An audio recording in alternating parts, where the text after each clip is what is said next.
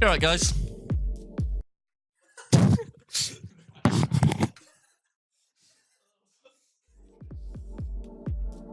Hope you're all well. It's LCR Racers here, not Wolves, who tried to sabotage the video at the beginning. But we're here today to look at Catalonia, the first race in the Accurate NSX. We're up against Lightning again, we're up against Box again, and we have none other than the goal to win the race, as usual, for Lazarus. Side for race number one, going down that long run towards T1 on board with Box in a very powerful Acura, using the all-wheel drive and using the launch of that car to push himself all the way up from 10th to 5th before the first corner.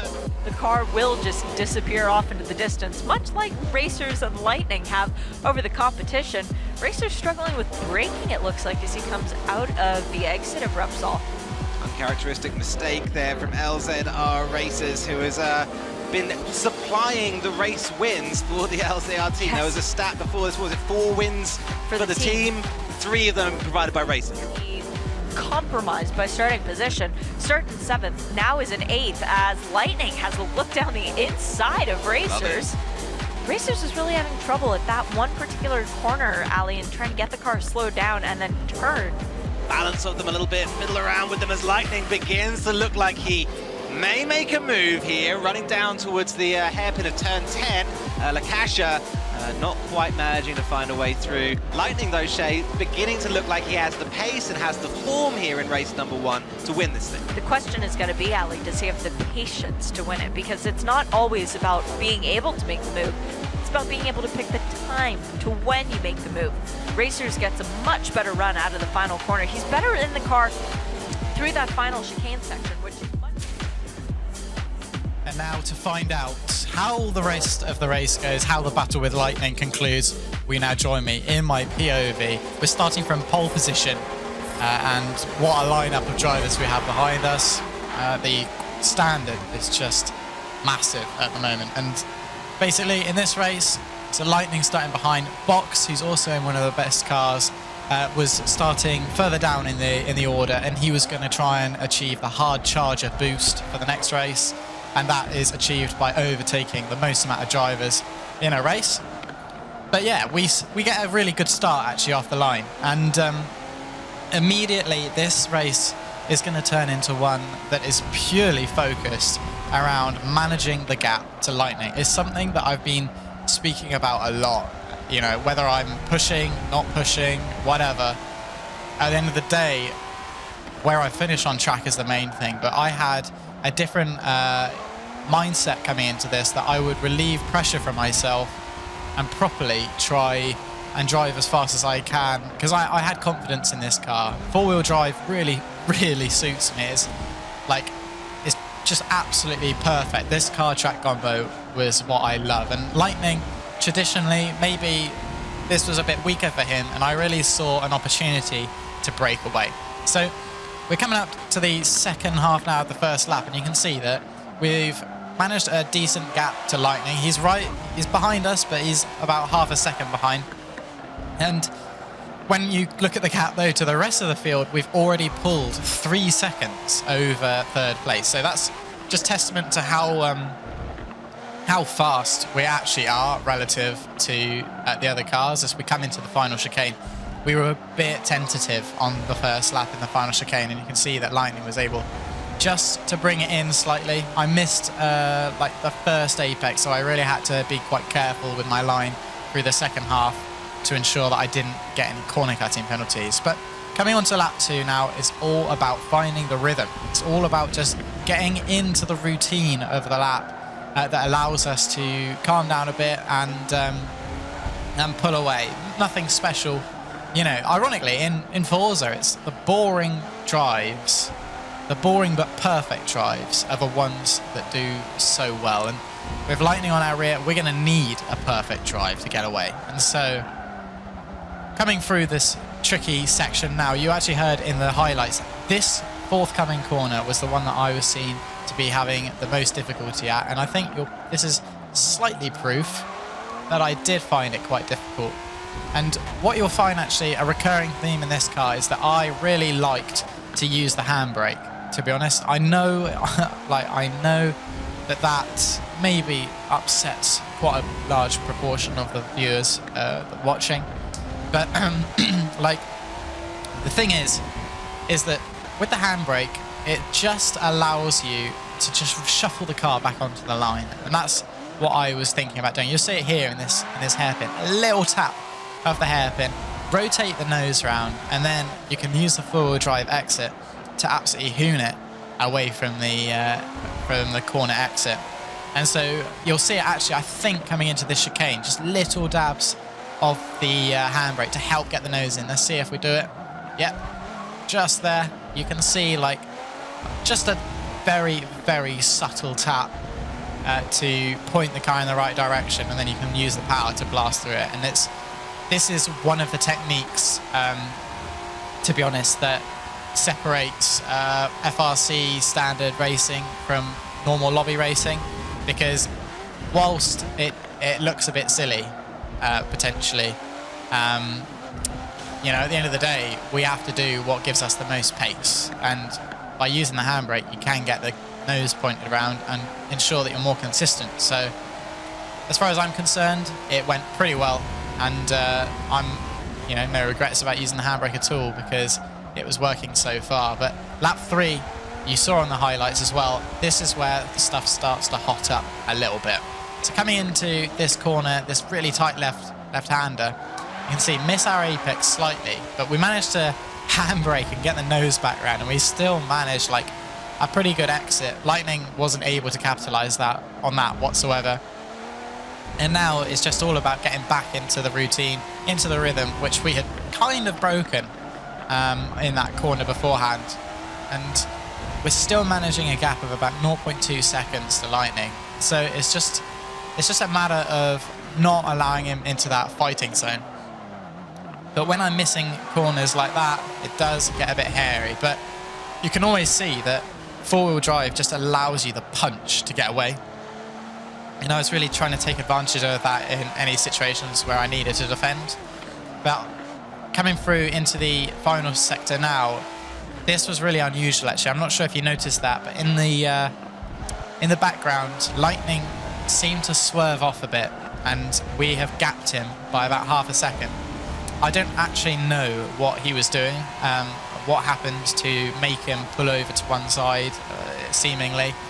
But, I mean, clearly, something went on there that was quite interesting, to say the least, and we've actually managed to pull out a little bit of a gap as we come onto lap 4. We're already halfway through the race. I mean, it's quite impressive how quickly we're getting through this.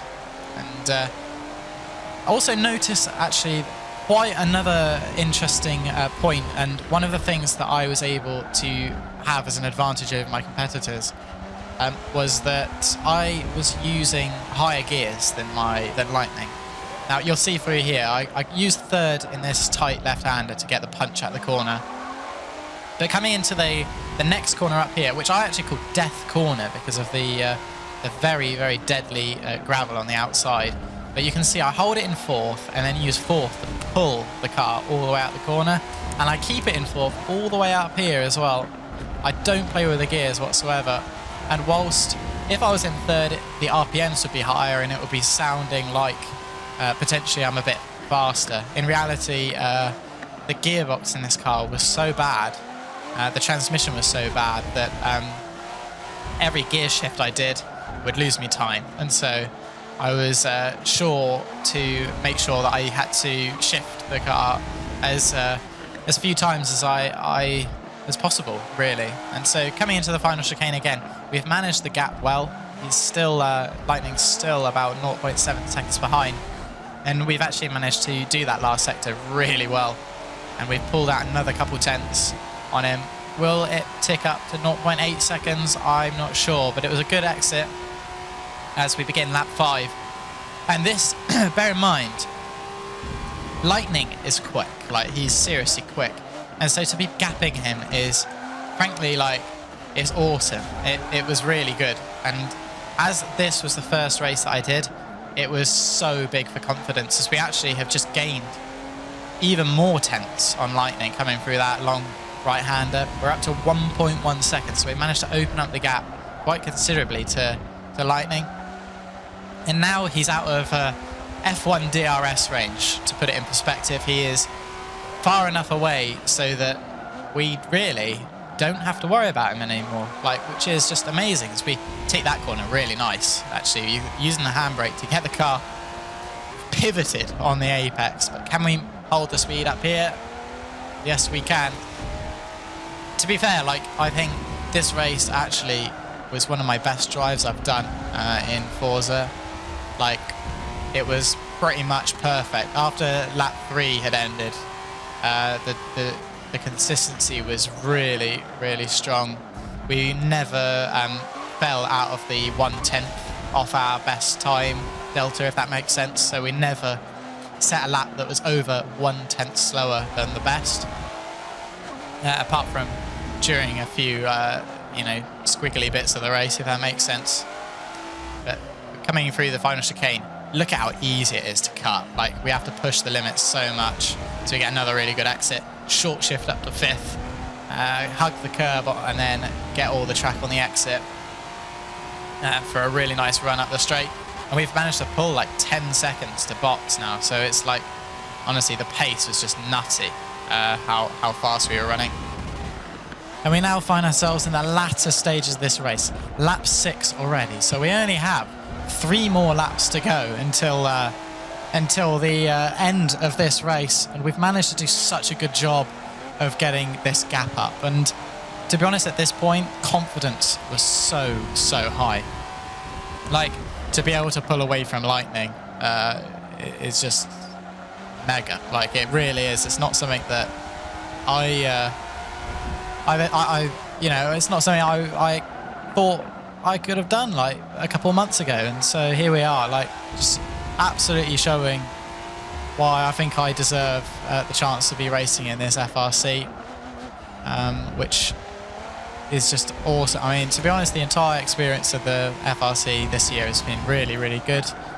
And especially, I'm really liking the response from these YouTube videos as well. So thanks a lot. If you're still here in this video, if you comment down below and tell me what you think, of everything and of the season so far, your expectations of the LAN. Yeah, who do you think will win? Do you think it will be, do you think we could win it? Imagine if we did. That would be pretty cool. And to be fair, pace-wise, I think there's a chance that, us pink boys could have some proper potential there to do really well. So it's so exciting.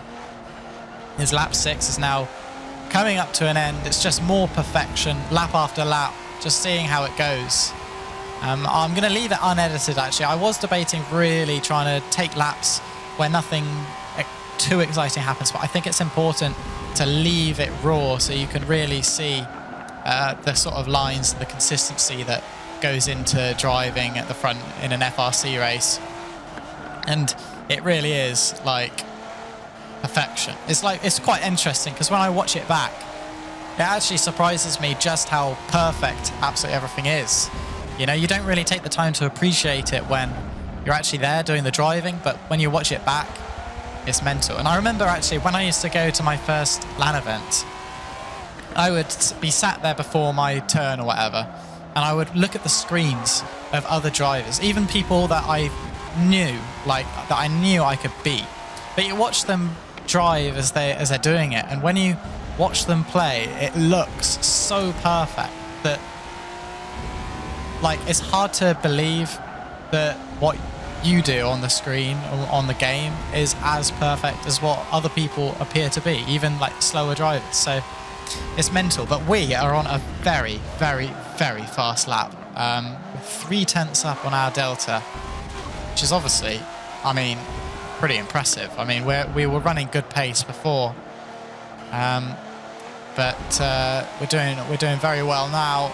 So we come into the final sector for the penultimate time. Only 1 lap to go after this. Into the chicane. Can we get the cut right? It's 2 apexes beautifully kissed. Up into 5th for the final corner. Oh, we actually held it in 4th. That's definitely a mistake there. I would have meant to have put it in 5th, but I think I just failed to get the gears to do what they were supposed to do. That would have lost me a tiny bit of time, actually. As we now come into turn 1, let's see how this last lap goes. We've managed to pull a second to Lightning. We're holding the gap as it is. So as we come around the long right, up into 5th, and then I use this little marker thing on the right. Did you see that pole? That's what I was using to tell me when I was getting on the throttle. Then I look at the middle of the track. There's some lines. I have to brake at the beginning of one of the tyre marks, and then you have to follow the curb around all the way. Don't come away from that. And then there are more tyre marks here. Brake at the beginning of them. Down into 3rd, turn in, lose a little bit of handbrake, and then on the throttle to get the exit, preferably out onto that exit curb. And now I brake just after this curb here on the right. You will have seen it if you look back. And then using the handbrake, get yourself in, follow the curb through, and on the throttle in 4th. Now hold it in 4th, tap the brake, turn in, use the curb to hook the car around, full power to get on the exit, use the curb on the exit, happy days. And then on the left, there's like a little box thing. You brake right at the beginning of that, and then down into 2nd, use the handbrake, get the nose pointed round, up into 3rd, keep it flat out here if you can, and then you have to hug this curb all the way, maybe even a tiny tap of handbrake, but not much, and then use all the gearing to get out, down back into 3rd. Just before this, you have to get really close up onto that curb, and then for this chicane, you have to hold it in 3rd, keep it super tight, and get on the throttle as early as you can. A bit tentative there. Up into 5th for the final corner though, and then out for the exit, that's everything that I'm thinking about for a lap. So it's pretty mental, but that's P1. Absolutely smashed it. Like, really, really good result. And thank you very much for watching. Okay, I genuinely do appreciate it. I hope you enjoyed. If you got this far, you're a legend. You know, you really are a legend. But yeah, thanks very much though, guys, and I'll see you next time. Goodbye.